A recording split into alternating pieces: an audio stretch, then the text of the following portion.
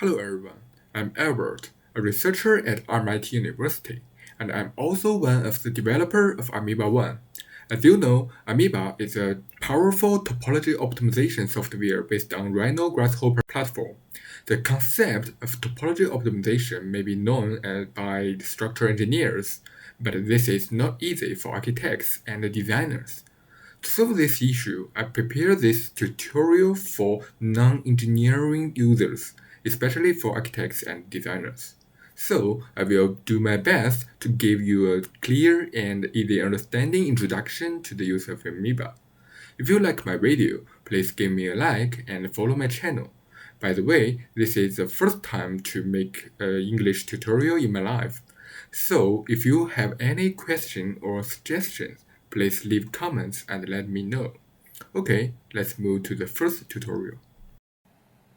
First of all, these are Ameba resources, including website downloading page, other videos, tutorials, documents, and the form. You can give a screenshot to save them and visit them. To understand Ameba, you need to know what is topology optimization. Topology optimization is a generative design technique for solving structural design problems. Such problems normally require saving materials, improving structural efficiency, and achieving easy-to-manufacturing structures. Therefore, topology optimization requires a constraint to limit the use of material, that is, volume constraint. For example, I'd like to use only 50% of the material to manufacture a cantilever. The 50% here is a constraint to this design problem. Moreover, to design a cantilever, we need to let the algorithm understand its physical conditions, that is, loading and boundary conditions. In this case, we can define fixed support at the left side and define a load at the right side. The target of topology optimization has many options, but here we select the most commonly used one, maximum stiffness, also called minimum compliance. Using this target, we will get the stiffest structure. After defining this problem, topology optimization will help us find a lightweight and efficient structure automatically, as shown on the screen.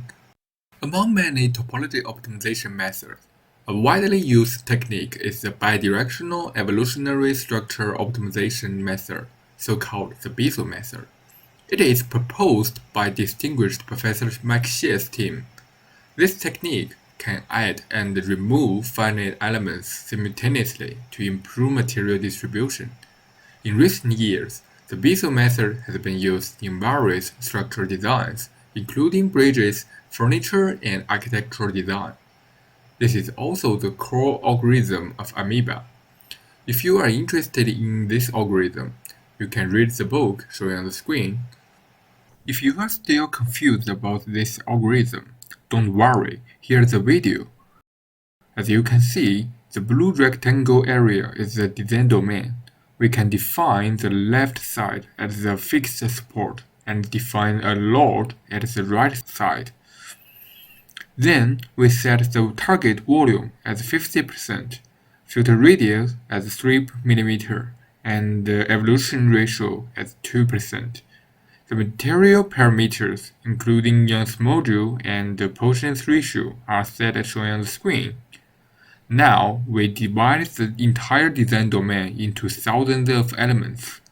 To show the algorithm clearly, we copy the elements to the left side.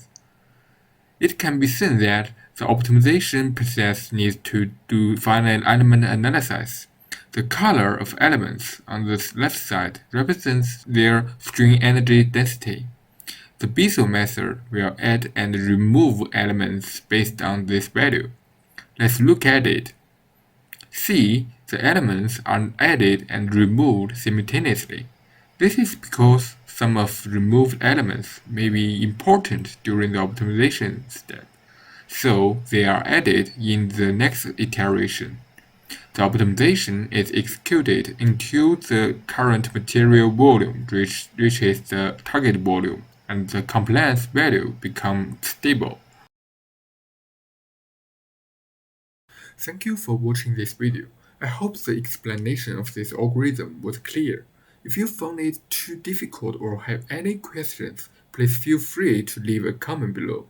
In the next video, we will dive into the practical steps of using Ameba. Don't forget, I look forward to your feedback.